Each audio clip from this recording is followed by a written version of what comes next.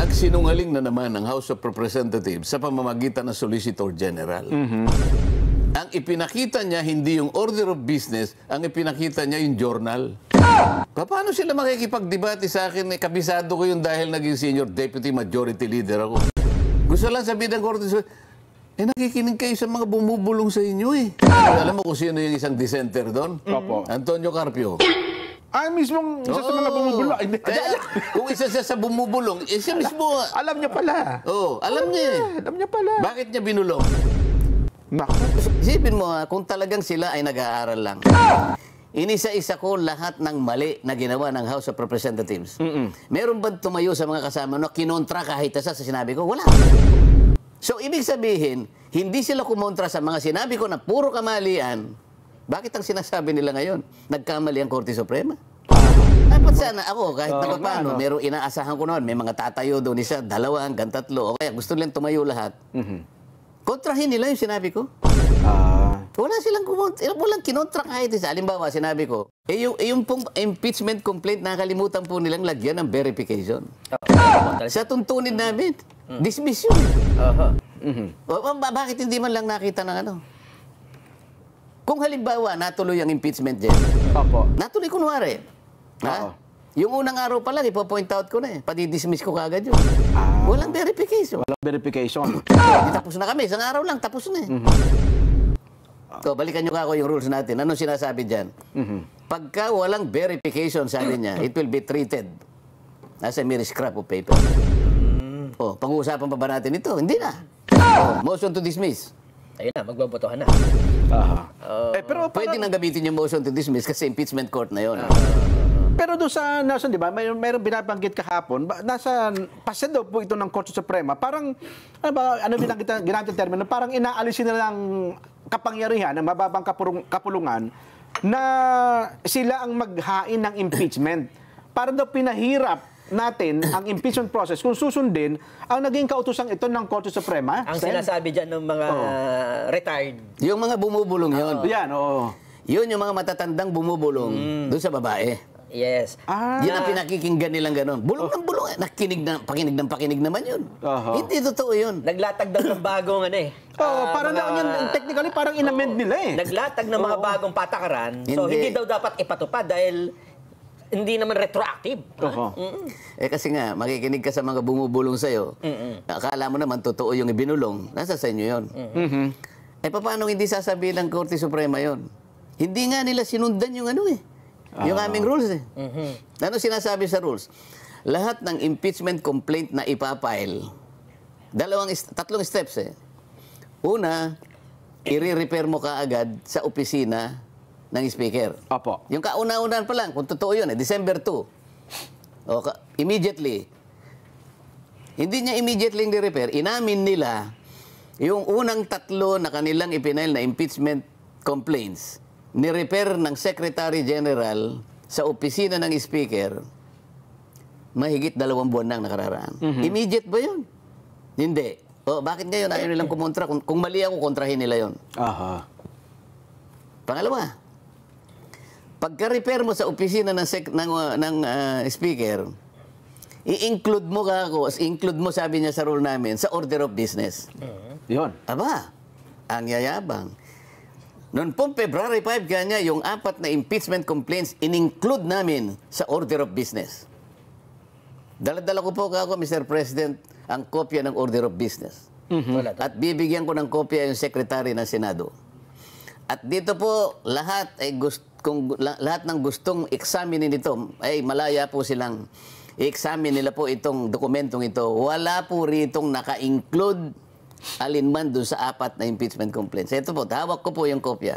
Bakit wala man lang isang pumunta sa akin? Tingnan ko nga. Wala. Alam nila talaga hindi na-include eh.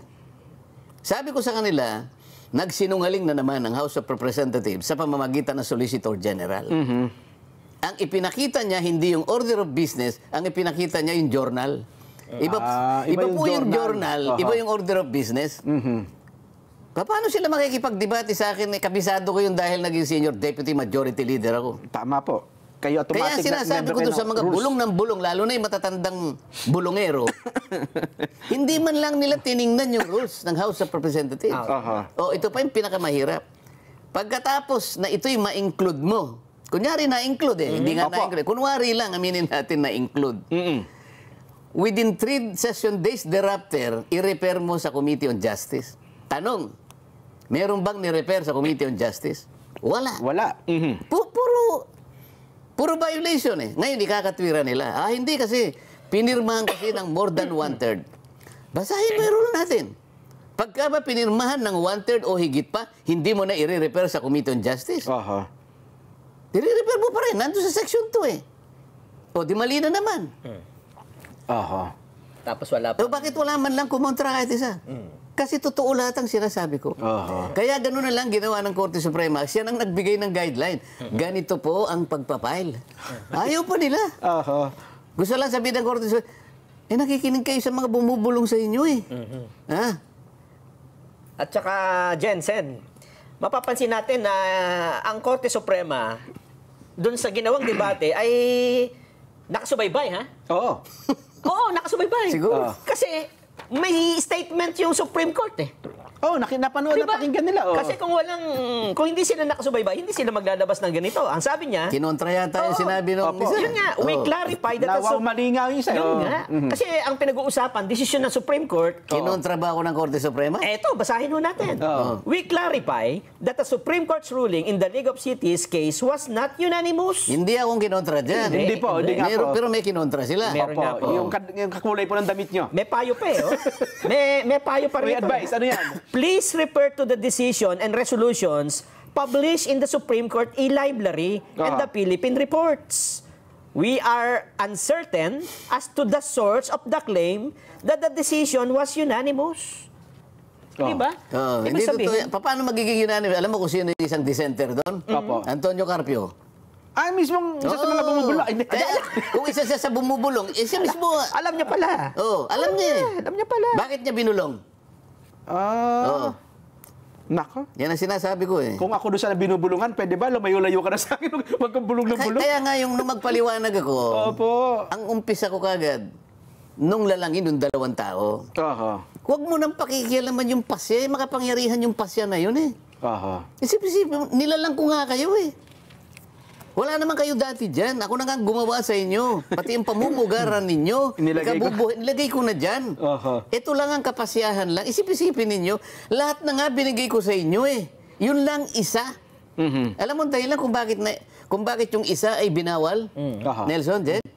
Para lang makita ko susunod. Ayun.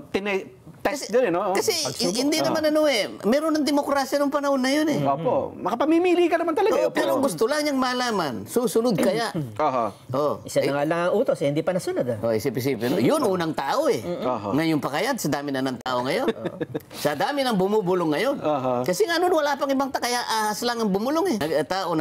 Ahas, naging tao. Kaya kukunti na yung ahas ngayon eh. Tingnan mo, pumunta ka sa Kabatan. Takot na nga po ngayon ng ahas ngayon. Wala ka nang Kinakain. wala ka nang makitang mga ahas. Bakit, Nelson? Kinakain. Hindi, naging tao lahat. Grabe ang talino ni Senator Marcoleta, mga kababayan, no? So kahit pala mga kababayan, kung natuloy yung impeachment trial ni VP Sara, pag unang araw pa lang daw ay ipapadismiss na agad mga kababayan ni Senator Marcoleta dahil na-booking niya na itong impeachment complaint na ito ay wala palang verification mga kababayan. At kung matatandaan natin, yun din po yung hiling ng Senado ng 19th Congress, kaya po pinaparimand doon sa House of Representatives kasi yung gusto lang ma-verify, gusto lang malaman kung talagang hindi nila nilabag mga kababayan ng House of Representatives yung 1-year ban. So yun po yung pinapakomply sa kanila at pati ang Supreme Court mga kababayan, yun din po yung hiniling sa kanila rin mga kababayan na talagang tinatanong nila, hinihinga nila ng certification mga kababayan yung Kamara.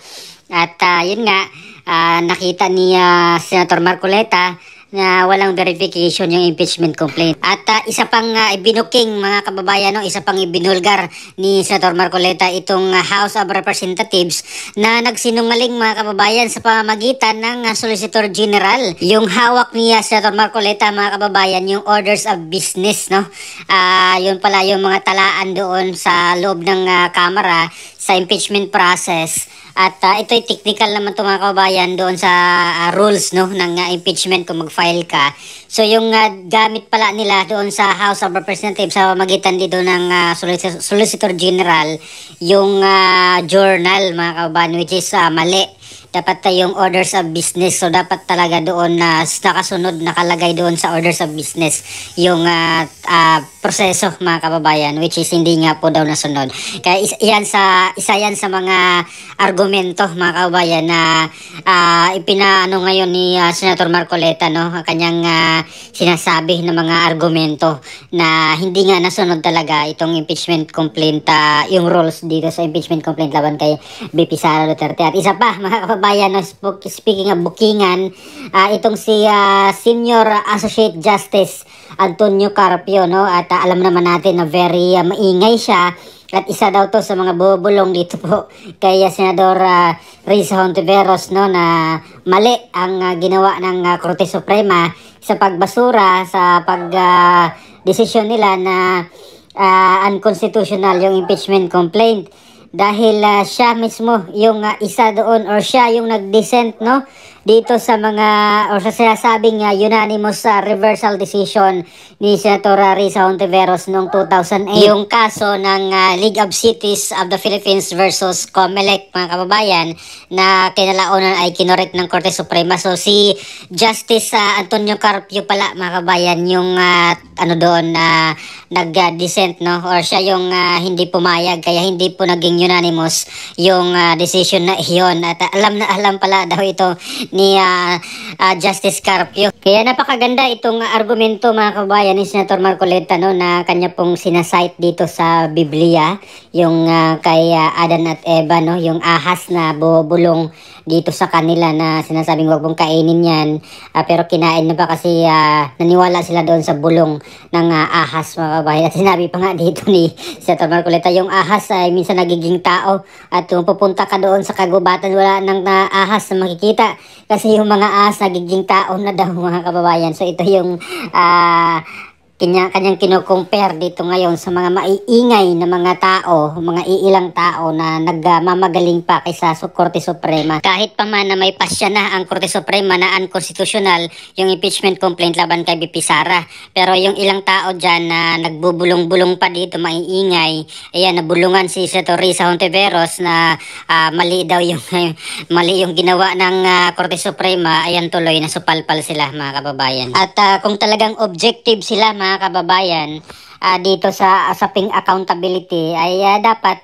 hindi po sila lang single out dito kay BP Sara, no, yung origin dito mga kababayan, no, yung primary reason nila, yung confidential funds di umano na ninakaw ni BP Sara. Dapat nung ibang mga may confidential funds, dapat doon din sila nagpo-focus din, no, hindi lang si BP Sara. At alam naman natin talagang yung objective nila ay anti-Duterte nga, at may mga pinapaboran at may kanya-kanyang personal na agenda mga kababayan, no? Kaya talagang anti-Duterte po sila kasi yung grupong kinabibilangan nila ay may sarili din silang agenda mga kababayan, no? At kung tutuusin talaga, kung accountability ang kanilang habol, ay dapat kasuhan na lang nila doon sa mga korte, no? Huwag na sila maghabol dito sa impeachment na gusto nila ora-orada. Buti na lang hindi nagmamadali itong Senado mga kabayan. Kung hindi ay talagang mapapahiya sila ng husto, no, dito sa Korte Suprema mga kababayan. At yun nga, mahihirapan sila dito kay Senator Marcoleta mga kababayan, na napakagaling, no, napakatalino. Sabi nga niya ay hindi sila makaporma, no, dito kay Senator Marcoleta na una-una galing siya sa Congress. Alam niya yung mga galawan doon at alam niya yung mga legal arguments, no. Wala siyang kodigo, wala siyang staff na bubulong sa kanya. Sarili niyang argumento yon mga kababayan. Kaya alam na alam niya paano paikuti, no, itong si Senator Riza Hontiveros. Kaya on my personal opinion, mga kabayan, good thing talaga na nandyan si Senator Marcoleta sa Senado. Kasi kung wala siya, kung si Senator Bato lang sigurong nandyan or si Senator Bongo, wala silang hindi sila mga abogado, hindi nila alam yung mga legal arguments talaga, mga kabayan, paano paikutin yung kalaban, no. Si Senator Alan Cayetano yung isa sa mga nag-stand out din doon, mga kababayan, bukod dito kay Senator Marcoleta. At alam naman natin, abogado to si Senator Ala, no? So kung paano na lang kung wala siya o wala si Senator Marcoleta, kung nandun lang si Senator Bongo, Senator Bato de la Rosa, Senator Ruben, although din sila na fight din, no, or nagfa-fight din, mga kababayan, lumalaban din, pati po si Senator Amy Marcos, no, lumalaban din, mga kababayan. Pero iba pa rin talaga pag nandoon yung isang batikang abogado, si Senator Alan Cayetano at Senator sa Marcoleta, mga kababayan. Kaya talagang kahit si Senator Kiko Pangilinan, abogado po yan, pero hindi po siya nakaporma, mga kababayan. Hindi po siya nag-interpellate nga, iba yung kanyang sinabi doon, parang hindi interpellation, mga kababayan. Hindi talaga gaya dito sa abogado versus abogado, talaga na bangayan, mga kababayan, na marami tayong matutunan, no. Kaya sabi ko nga sa ating naunang vlog na sayang na hindi po nanalo, no, sila Attorney Lambino, Attorney Raul Lambino, Attorney Vic Rodriguez, Attorney JV Hinlo at Attorney Jimmy Bundok, mga kababayan. Napakasaya siguro, no, nung pagkakataon na iyon, mga kababayan, kung sila lahat ay talagang sanay puwersa dito sa pakipagdebate dito sa minority na grupo, no. Pero hindi sila lahat, no, sila Senator Mig Zubiri at Senator Loren Legarda naman ay bumoto para ma-archive yung impeachment complaint, no. Ito lang talaga si Senator Tito Soto, si Bam Aquino, Pangilinan at Riza Hontiveros lang yung nag-object, mga kabayan, no. Gusto nilang ma-impeach si VP Sara talaga. So, ayun, no. Hindi nila kakayanin si Senator Marcoleta na nandyan sa Senado, mga kababayan. Kasi unang-una, matagal na abogado po siya, matagal na litigator, at alam niya yung background, yung history doon sa Kongreso, kung paano ang proseso, no, na ginawa nila, yung minadali yung pagpirma nila, mga kababayan, at inupuan yung impeachment complaints, no, ng naunang mga 3 impeachment complaints na inupuan lang, mga kababayan, at hindi agad na-refer doon sa opisina ng House Speaker at hindi po dumaan doon sa Committee on Justice, mga kababayan. So, ano pong opinion dito, mga kababayan, no? Pabor ba sa inyo ito mga legal arguments ni Senator Rodante Marcoleta? Please comment down below. Maraming salamat. God bless po sa ating lahat.